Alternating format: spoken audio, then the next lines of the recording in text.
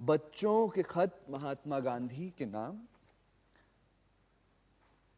बमकाम जन्नत या स्वर्ग पहुंचकर अल्लाह मियां या भगवान के द्वारा जनाब महात्मा गांधी को मिले।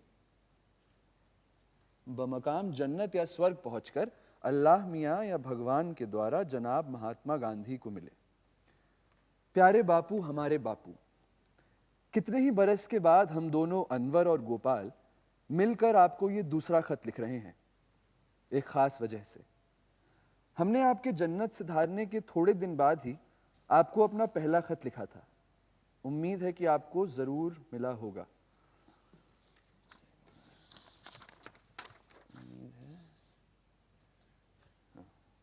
उम्मीद है कि आपको जरूर मिला होगा। वो खत अनवर ने अपने छोटे भाई बंदू, छोटी बहन जैनब और गोपाल की बहन सीता और मोहन की तरफ से लिखा था। बापू, मोहन तो आपको याद ही होगा, वो शरणार्थी लड़का जो कई महीनों तक अपने मुंह से कुछ न कहता था और जिसकी आंखें कहती थी कि बापू को खत लिखो। बापू, अब वो बोलने लगा है और आपको बहुत याद करता है। कहता है अगर बापू जिंदा होते तो उस जैसे लाखों शरणार्थियों को इतने दुख नहीं सहने पड़ते। और हाँ बापू, हम एक रिफ्यूजी कैंप देखने गए थे। वहां लोग बड़ी तकलीफ में थे। उसका हाल हम आपको आगे चल के लिखेंगे।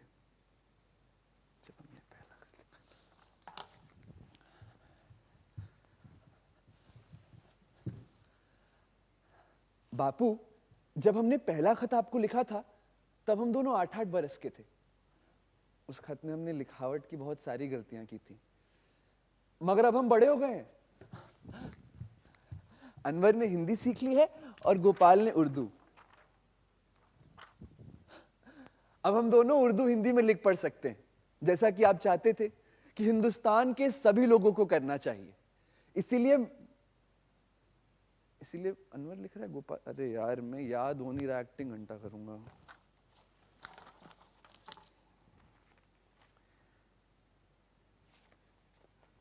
हाँ, अनवर हिंदी में लिख रहा है और गोपाल उर्दू में। क्योंकि हम दोनों ने लिपि नई नई सीखी है, इसलिए हमसे गलती हो जाए तो माफ करें।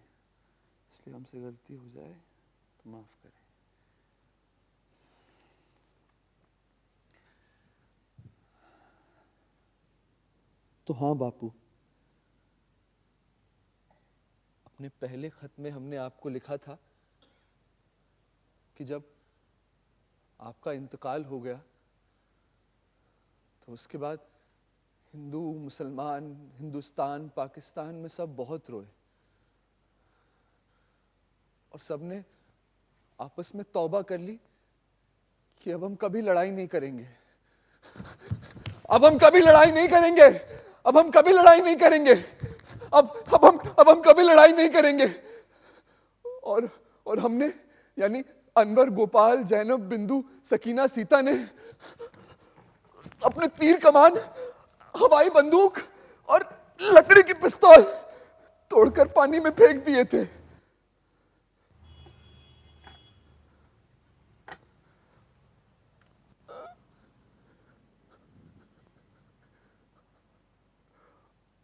और आपको खत लिखा था बापू कि हमें माफ कर दीजिए और लौट आइए। पर आप लौट कर नहीं आए बापू। हम रोज एक दूसरे से कहते थे कि आप लौट कर जरूर आएंगे, क्योंकि बापू कभी बच्चों की बात नहीं टालते। पर जब आप नहीं आए तो हमें लगा कि हमसे कोई बहुत बड़ी गलती हो गई है, इसीलिए आप लौट कर नहीं आ रहे।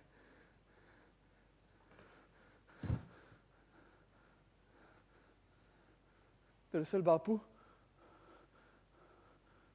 आज भी ये हिंदुस्तान पाकिस्तान दोनों ही मुल्कों में लोगों के दिलों में नफरत और गुस्सा भरा हुआ है। और कितने हिंदू मुसलमान आज भी एक दूसरे को मारना चाहते हैं। कितने हिंदू मुसलमान आज भी एक दूसरे को मारना चाहते हैं। कितने कितने हिंदू मुसलमान आज भी एक दूसरे को मारना चाहते हैं। कितने हिंदू मुसलमान आज भी एक दूसरे को मारना चाहते हैं। कितने हिंदू मुसलमान आज भी एक दूसरे को मारना चाहते हैं। कितने हिंदू मुसलमान आज भी एक दूसरे को मारना चाहते हैं। कितने हिंदू मुसलमान आज भी एक दूसरे को मारना चाहते हैं। रोहन, क्या हुआ? ठीक है भाई? ठीक नहीं हुआ यार। क्या हुआ? कितने हिंदू मुसलमान आज भी एक दूसरे को मारना चाहते हैं। यार मैं आगे का सेक्शन लेता हूँ, तू जरा बैठ, फीडबैक दियो। चल ठीक है, कर तू, मैं कर।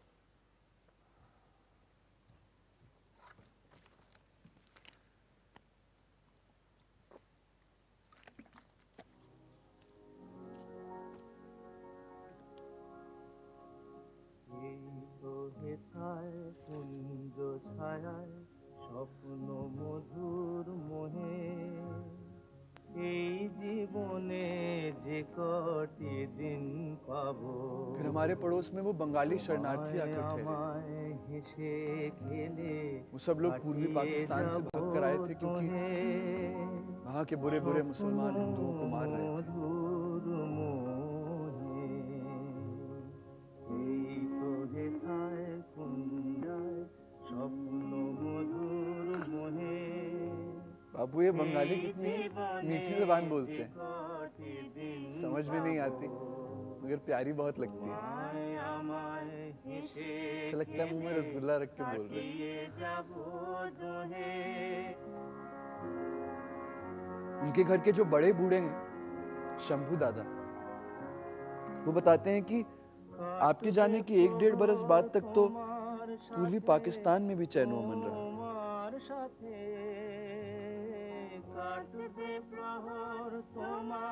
मगर फिर बुरे बुरे मुसलमानों ने हिंदुओं को कम गिनती में समझकर उन्हें मारना शुरू कर दिया। लाखों हिंदू रेल, जहाज और पैदल हिंदुस्तान की तरफ चल पड़े।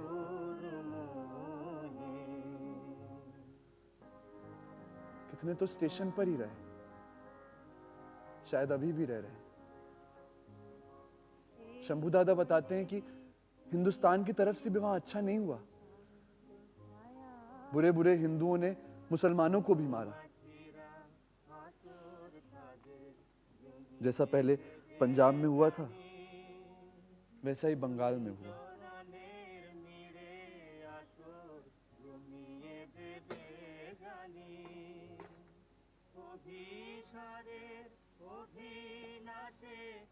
फिर हमने सोचा कि बापू ने अपनी जान भी दे दी और हम हिंदुस्तान पाकिस्तान वालों ने कुछ सीखा भी नहीं। तभी तो आप हमसे रूठ गए हैं और लौट कर नहीं आ रहे। अच्छा भाई, अच्छा तो लग रहा है वो, पर क्या ऑडियंस रिलेट कर पाएगी इससे? अरे यार, रिलेट वही तो हमारे आसपास आज भी चल रहा है, जो सीरिया में हो रहा है, जो अफगानिस्तान में हो रहा है, जो म्यांमार में हो रहा है। यार म्यांमार में रोहिंग्या मुस्लिम्स को वो लोग मार रहे हैं जो मिडिल पाथ और पीस की बात करते हैं। उस कम्युनिटी में कैसे वायलेंस आ गया? बात रिलीजन या हिंदू मुस्लिम या किसी और रिलीजन की नहीं है, बात यह है कि हमारे अंदर कुछ गड़बड़ है, उस गड़बड़ से रिलेट करना है। बापू कहते थे कि हमारा असली दुश्मन हमारा डर होता है। हम उसे नफरत का नाम दे सकते हैं, मगर वो होता डर ही है।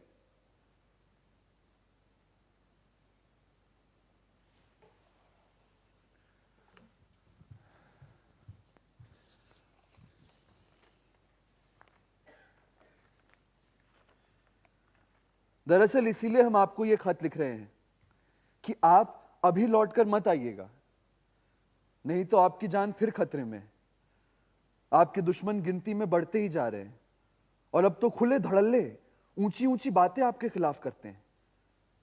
पंडित जवाहरलाल नेहरू भी जब आपके बताए हुए रास्ते पर चलने को कहते हैं कि हिंदुस्तान और पाकिस्तान के बाशिंदे आपस में भाई भाई हैं और हिंदुस्तान और पाकिस्तान को सुलह सफाई से रहना चाहिए, तो लोग उन्हें भी बहुत बुरा भला कहते हैं और गालियां भी देते हैं। हमें तो उनकी जान को भी खतरा लगता है। इसलिए ये खत हम आपको लिख रहे हैं, आप अभी लौटकर मत आइएगा। अभी हम आपके बताए रास्ते पर चलकर आपकी हिफाजत करने की कोशिश कर रहे हैं। जब हमारी ताकत इतनी जोरदार हो जाएगी तब हम आपको फिर से एक खत लिखेंगे। आप तब लौट आइएगा। अभी तो हम आपके दुश्मनों की फहरिस्त तैयार कर रहे हैं। ऐसे 3-4 लोग तो हमारे पड़ोस में ही रहते हैं। अच्छा भाई, जो अब्बास साहब ने अपने लेटर्स में बापू के दुश्मनों के बारे में लिखा है, आखिर बापू के दुश्मन है कौन वो? यार, बापू का दुश्मन कोई इंसान नहीं है। बापू का दुश्मन एक सोच है। वो सोच जो लोगों को अलग करना चाहती है, वो जो लोगों को भीड़ बनाना चाहती है। क्योंकि जब तक वो भीड़ नहीं बनेंगे वो लोग चरवाहा नहीं बन पाएंगे। अभी हाल ही में एक वीडियो वायरल हुआ था यार, उसमें ना एक बच्चे ने बड़ी सही बात कही कि क्या था कि हाँ, किसने कहा आपसे कि मैं आंधी के साथ हूं, मैं गोडसे की दुनिया में गांधी के साथ हूं। एक तो सेठ शेर अली पीर अली, ये सड़क की नुक्कड़ वाली बिल्डिंग उसी की है। सुना उसने ये बिल्डिंग एक सिंधी सेठ के हाथों बेच दी है 1.5 लाख रुपए में। बड़ा ही बेकार आदमी है। पहले मुस्लिम लीग में हुआ करता था, फिर सुना है कि दंगा करने वाले मुसलमानों को पैसे भी देता था और आपको गालियां। फिर जब पाकिस्तान बना तो झूठ मूठ का कांग्रेसी बन गया और आपकी इज्जत करने का नाटक करने लगा। बापू उसके दिल में शुरू से ही खोट था। अब हो सकता है कि आप कहें कि क्यों किसी शरीफ आदमी पर शक करते हो, तो बापू आप तो जैसे खुद नेक दिल और अच्छे इंसान थे वैसा ही दूसरों को समझते थे। पर आपको नहीं पता कि आपके दुश्मन आपके साथियों के खिलाफ कैसी कैसी चालें चल रहे हैं। इसका बेटा महमूद हमारी क्लास में पढ़ता है। उस दिन जब उसने स्कूल से नाम कटाया तो अनवर ने महमूद से पूछा कि भाई क्यों महमूद, तुमने स्कूल से नाम क्यों कटा लिया? मेरे पापा और हम सब लोग तो पाकिस्तान जा रहे हैं। तो फिर तुम्हारी जायदाद का क्या होगा? अरे उसका इंतजाम तो मेरे पापा ने कर भी लिया है, आधा पैसा तो पाकिस्तान पहुंच भी गया। लेकिन तुम्हारे पापा क्यों पाकिस्तान नहीं जाना चाहते? इन काफिरों के मुल्क में क्यों रहना चाहते हैं? महमूद, खबरदार जो ऐसी बात की तो। अरे जाओ जाओ, हम किसी से नहीं डरते। जानते हो, एक मुसलमान 100 महमूद! काफिरों पर भारी महमूद! होता है। जब तुम्हारे हिंदुस्तान पाकिस्तान की फौज आकर तुम्हारे हिंदुस्तान को तबाह करेगी ना, तब तुम्हें महमूद! समझ आएगा। इस बात पर अनवर उसे मारने ही वाला था, तभी गोपाल वहां आ गया। फिर उसने कहा कि बापू ने लड़ने से मना किया है।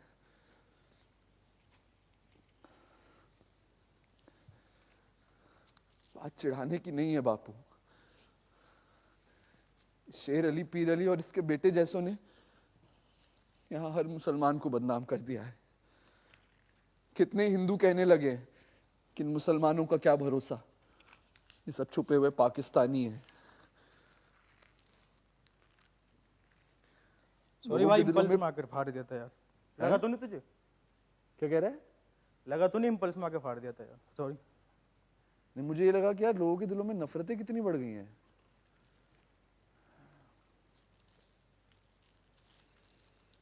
यार हम जो ये कर रहे हैं, मुझे लग रहा है ये थोड़ा एंटी एक पर्टिकुलर कम्युनिटी के अगेंस्ट ना लगे, मतलब जैसा माहौल चल रहा है ये प्ले हम करेंगे, लिंचिंग विंचिंग ना हो जाए यार। भाई जब बात सामने लिखने से नहीं डरे तो हम लोग तो एक्टर है यार, एक्टिंग करने से क्यों डरते हैं? चंद रोज ही की बात है कि हमारी क्लास का एक लड़का भीष्मराव गोपाल को अलग ले जाकर कहने लगा कि तुम हिंदू होकर इस मुसलमान लड़के अनवर के साथ क्यों मिलते जुलते हो। तो गोपाल ने कहा, अनवर मेरा दोस्त है। सुनो, ये किसी के दोस्त नहीं होते, ये हमारे दुश्मन है, दुश्मन। खबरदार अगर ऐसी बात कही तो मुझसे बुरा कोई नहीं होगा।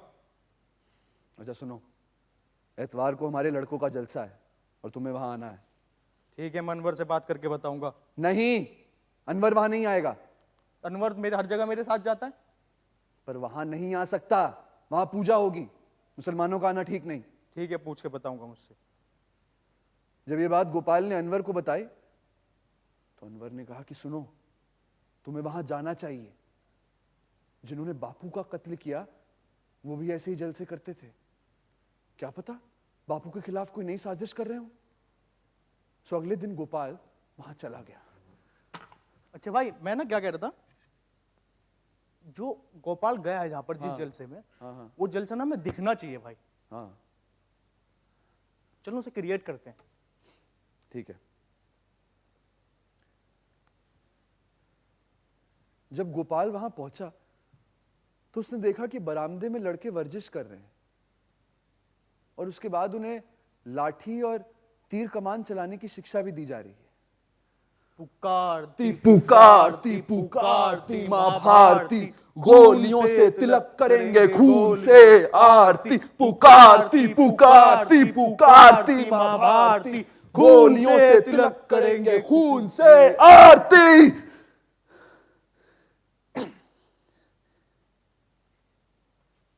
जब गोपाल ने ये देखा तो उसने भीष्मराव से कहा कि ये तीर कमान और लाठी तो हमारे पास भी थे, मगर जब बापू का इंतकाल हुआ तो हमने तोड़ के सब फेंक दिए। तो भीष्मराव ने कहा कि भाई क्या गजब किया, तीर कमान मिल जाए तो निकाल लो, तेज कर लो, बहुत घमासान का युद्ध होने वाला है। तो गोपाल ने पूछा कि भाई किससे युद्ध होने वाला है। तो भीष्म कहता है कि सबसे पहले तो वो मुसलमान जो यहां रहते हैं उन्हें सबक सिखाएंगे और फिर पाकिस्तान को फतेह करेंगे।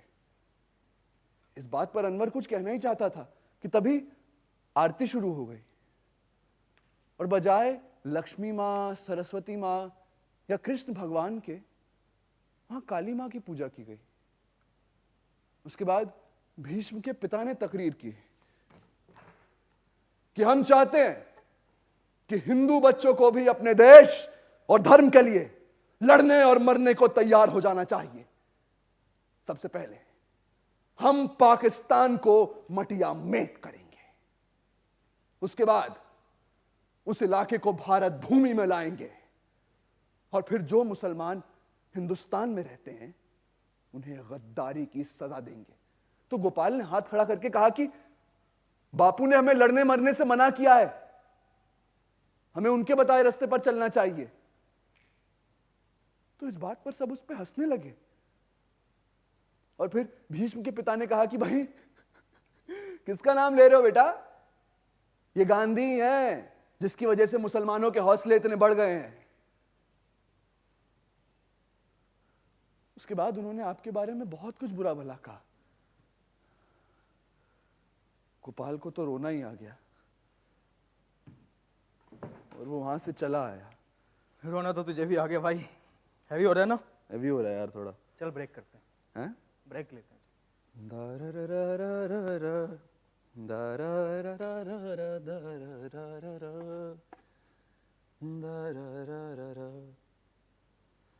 जो इस पागलपन में शामिल नहीं होंगे मारे जाएंगे, मारे जाएंगे। जो इस पागलपन में शामिल नहीं होंगे मारे जाएंगे, मारे जाएंगे। कटघरे में खड़े कर दिए जाएंगे, कटघरे में खड़े कर दिए जाएंगे। जो खिलाफ में बोलेंगे, जो सच सच बोलेंगे वो मारे जाएंगे, मारे जाएंगे। जो खिलाफ में बोलेंगे, जो सच सच बोलेंगे, वो मारे जाएंगे, मारे जाएंगे। बर्दाश्त नहीं किया जाएगा किसी भी कमीज को उनकी कमीज से ज्यादा सफेद। बर्दाश्त नहीं किया जाएगा किसी भी कमीज को उनकी कमीज से ज्यादा सफेद। कमीज पे जिनके दाग न होंगे वो मारे जाएंगे। कमीज पे जिनके दाग न होंगे वो मारे जाएंगे, मारे जाएंगे, मारे जाएंगे, मारे जाएंगे, मारे जाएंगे।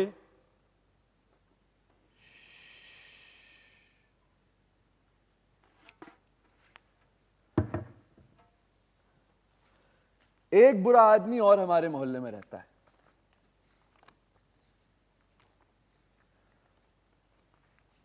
उसका नाम है सेठ करोड़ीमल। उसका बेटा सोनामल भी हमारे स्कूल में पढ़ता है। बड़ा कोड़ मगज और बदतमीज है हमसे बड़ा, मगर अभी भी तीसरी क्लास में ही पढ़ता है। 3 बरस से उसी क्लास में है। कभी फेल हो जाता है, कभी इम्तिहान नहीं देता। हर रोज एक लंबी चौड़ी काली कार में बैठकर स्कूल में आता है। रेशमी कमीज और निक्कर पहनता है और उसके हाथ पर एक खूबसूरत सोने की घड़ी है। उसका बाप उसे रोज 5 रुपए जेब खर्च देता है।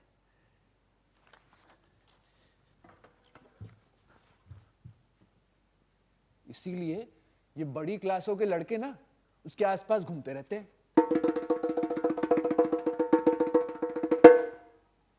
मैं और अनवर तो उसे मुंह भी नहीं लगाते, मगर उसने अपनी सालगिरह के दिन अपने घर पर दावत दे डाली। मेरा और अनवर का तो वहां जाने का बिल्कुल इरादा नहीं था, मगर फिर हमने सोचा कि जाना चाहिए, क्योंकि अनवर के अब्बा ने कहा कि सुनो, तुम्हें वहां जाना चाहिए क्योंकि तुम मुसलमान हो। शायद वो लोग समझें कि तुम मुसलमान हो इसलिए वहां नहीं आए। हमने सोचा कि जाके देखते हैं, कोई हवा थोड़ी है, खा थोड़ी जाएंगे। इसलिए हम लोग वहां जाने के लिए तैयार हो गए। बापू, आपको तो पता ही है कि बिना राशन कार्ड के एक चुटकी आटा भी नहीं मिलता।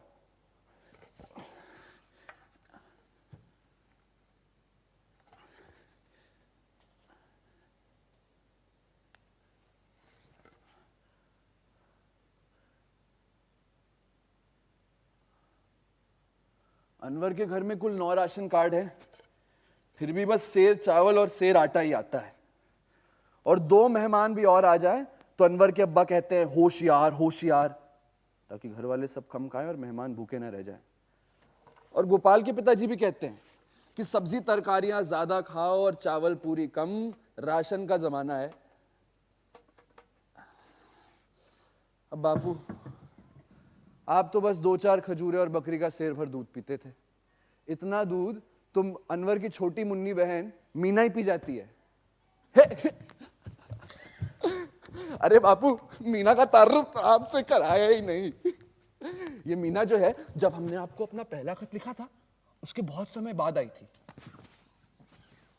दब्बा अभी बस 1.5 बरस की है और आपसे बहुत प्यार करती है। कहती है अगर बापू जिंदा होते तो उन्हें जरूर सलाम कहती। बस बापू बापू ही कहती है और कभी कभी बापू बापू आजा आजा ऐसे भी करती है। ए मीना! अरे बापू, बात कर रहे थे सोनामल की और पहुंच गए मीना पे। तो हुआ ये कि जब हम सोनामल के घर पे पहुंचे तो हमने देखा कि बड़े बड़े कढ़ाओं में सैकड़ों हजारों पूरियां तली जा रही हैं। पकौड़े, पकौड़ियां, दही भल्ले, मीठे चावल, फिरनी, गुलाब जामुन। हमें तो लगा राशन वाशन सब खत्म हो गया है। बापू, अगर आप ये देखते तो आपको बहुत दुख होता, क्योंकि आज ही अखबार में छपा था कि बिहार के काल में हजारों लोगों की मौत हो गई। गोपाल ने सोनामल से पूछा कि भाई क्यों, ये इतना सारा राशन तुम्हारे घर में कैसे आया? अरे इतने ही देखकर तुम्हारी आंखें फट गई। हम चाहें तो हजारों लोगों को भोजन करा सकते हैं एकदम। अरे पर इतना सारा आटा चावल आता कहां से? सुन, किसी से बताना मत। क्या? मेरे पिताजी के गोदाम में ऐसा हजारों मन अनाज भरा पड़ा है। अब उड़ती उड़ती खबर तो हमने पहले ही सुनी थी कि ये सोनामल का बाप करोड़ीमल पकौड़ामल बहुत ब्लैक मार्केटिंग करता है, मगर आज तो इसके बेटे सोनामल ने इसका भांडा फोड़ ही दिया। सुनकर हमारा तो कुछ खाने का जी नहीं चाहा, मगर बस सबका साथ देने के लिए वहां बैठ गए।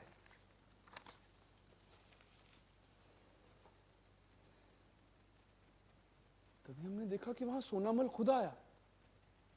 बापू वो इतना मोटा है, आप बुरा ना माने तो कह दे, आप जैसे तो उसमें 10-12 आ जाएं। सर पे गांधी टोपी और खद्दर की कमीज पहने हुआ था। मैंने कहा इन ब्लैक मार्केटियों की हिम्मत तो देखो, बापू की खद्दर और टोपी को बदनाम करते हैं।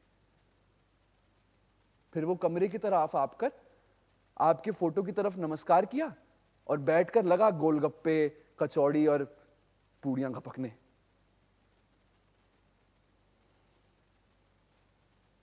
वो दिन था और आज का दिन है, हमने तो सोनामल से बात ही करना छोड़ दिया। सारे शरणार्थी ध्यान दें, आप लोगों के लिए खाने का बंदोबस्त किया गया है। अरे बापू, रेफ्यूजी कैंप की तो बात आपको लिखना भूल ही गए। वो हुआ ये कि मोहन के एक रिश्तेदार के मामा वहां रहते हैं, झगड़ा ना करें। तो मोहन ने हमसे कहा कि भाई तुम लोग भी अगर रेफ्यूजी कैंप देखना चाहते हो तो मेरे साथ चलो। अब हमने भी कभी रेफ्यूजी कैंप देखा नहीं था, तो हमने कहा चलो। बैरक नंबर 3 से आकर ले जाए। शहर से 3-4 मील दूर होगा। जो नए शरणार्थी आ रहे हैं पहले हम वो अपना पंजीकरण बस में कराने के गए, लिए बैरक नंबर 8 पर जाएं। फिर पैदल, एक जगह भीड़ इकट्ठी ना फिर करें। कच्ची सड़क से पक्की सड़क। धक्का मुक्की ना करें। शांति बनाए रखें। रास्ते में बहुत सारा दलदल और कीचड़ भरा हुआ था बारिश की वजह से। गांधी जी की सालगिरह पर मौलाना आज़ाद ऑल इंडिया रेडियो पे ये तकरीर नशर कर रहे हैं 2 अक्टूबर 1947। आज महात्मा गांधी की 78वीं सालगिरह का दिन है। आज उनकी उम्र 78 बरस की हो गई। उनकी ज़िंदगी के पूरे 50 बरस अमन, इंसानियत और इंसानी हुकूक़ की खिदमत और प्रचार में बसर हुए हैं। ये हकीकत में गांधी जी की सालगिरह नहीं है, अमन और इंसानियत के मकसद की सालगिरह है। लेकिन आज जबकि हम अमन, इंसानियत की ये सालगिरह मना रहे हैं, हमारे चारों तरफ क्या हो रहा है, खुद अमन और इंसानियत की जानों पर क्या बीत रही है। जिस हिंदुस्तान ने दुनिया को अमन और इंसानियत का ये सबसे बड़ा इंसान दिया है, खुद उसी हिंदुस्तान में अमन को किस तरह खाक खून में मिलाया जा रहा है। पंजाब में 5 दरिया पानी के हजारों बरस से बह रहे थे। अब एक छठा दरिया इंसान के गरम गरम खून का भी बहने लगा है। पानी के दरियाओं पर हमने ईंट, पत्थर और लोहे के पुल बनाए थे। इस छठे दरिया का पुल अब इंसानों की लाशों से चुना जा रहा है। आज से 600 बरस पहले जब तातारियों ने मुल्तान पर हमला किया था, तो अमीर खुसरो ने कहा था, पंजाब बदीगर अंदर मुल्क दरामद बदीद, यानी मुल्तान में पानी के 5 दरियाओं के साथ खून के भी 5 दरिया बहने लग गए। उस वक्त शायद ये मुबालगा था, मगर आज ये हकीकत है। आज पूर्वी पंजाब में मुसलमान के लिए अमन नहीं रहा। इसी तरह पश्चिमी पंजाब में भी किसी हिंदू और सिख के लिए अमन नहीं। इसी दिल्ली में, जिसकी एक इमारत के अंदर मैं बैठा हुआ आपके कानों तक अपनी ये आवाज़ पहुंचा रहा हूं, 2 हफ्ते तक जो कुछ होता रहा, उसकी याद हर गैरतमंद हिंदुस्तानी के दिल को जख्मों से चूर कर देती है। सवाल यह है कि हम अचानक क्या से क्या हो गए और अब हम जा किस तरफ रहे हैं। अभी कल की बात है कि हम अपने मुल्क की आज़ादी के लिए रो रहे थे और तमाम दुनिया में हिंदुस्तान के क्या क्या नक्शे नहीं हैं जो हमने आज़ाद हिंदुस्तान के नहीं बनाए, क्या क्या ख्वाब नहीं हैं जो हमने कौमी ज़िंदगी की नई उठानों के नहीं देखे। आज वो सब कहाँ हैं?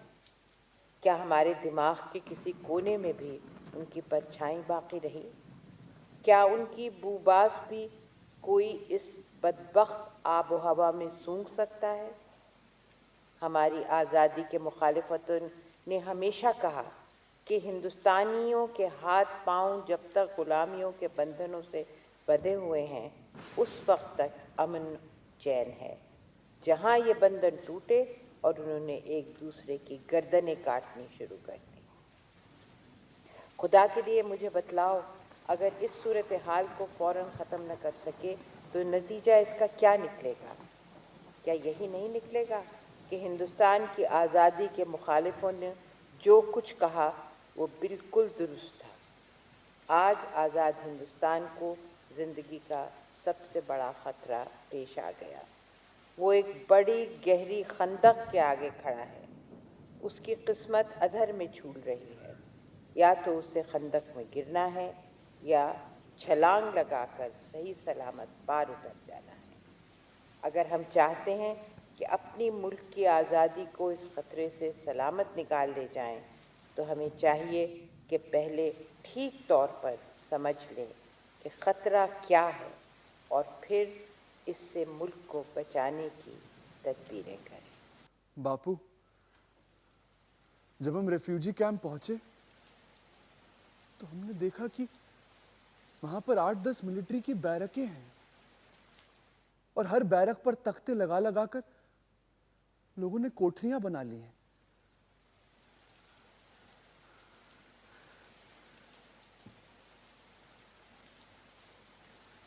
एक एक छोटी सी कोठरी में पूरा पूरा परिवार रह रहा था। पर ये शरणार्थी तो फिर भी बाकियों से बेहतर है। कितने ही शरणार्थी तो तंबुओं और झोपड़ियों में रह रहे थे। लकड़ी और टिन जोड़ जोड़ कर उन्होंने झोपड़ियां बना ली थी।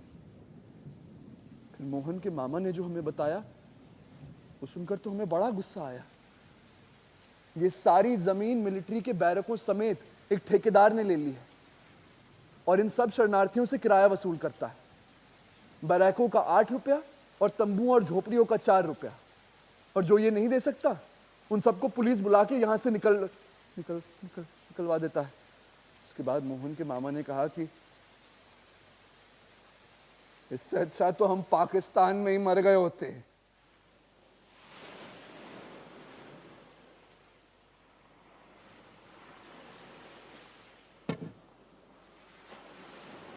ये सुनकर तो हमें रोना ही आ गया और हम उस शाम को समंदर के किनारे चले गए। समंदर उतरा हुआ था। हम चलते चलते बहुत दूर आ गए थे। दूर हमने देखा कि लकड़ी के एक टीले में से कोई नुकीली चीज निकली हुई है। हमने रेत हटाई।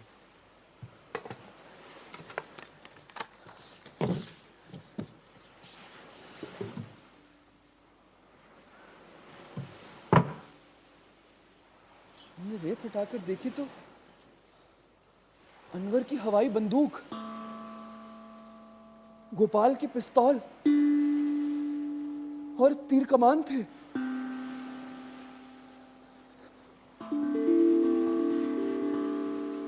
पहले हमने सोचा कि तीर कमान को तेज कर लें, हवाई बंदूक की पेशानी पर से रंग उतार लें और लकड़ी की पिस्तौल में पटाखे भर लें।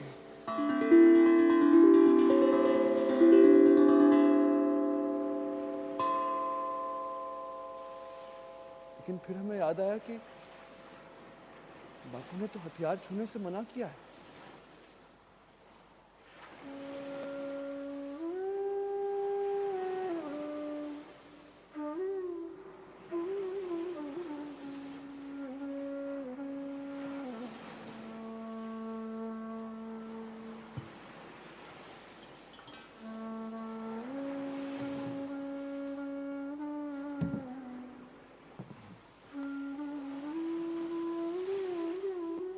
इसीलिए हमने उन हथियारों को वहीं दबा दिया।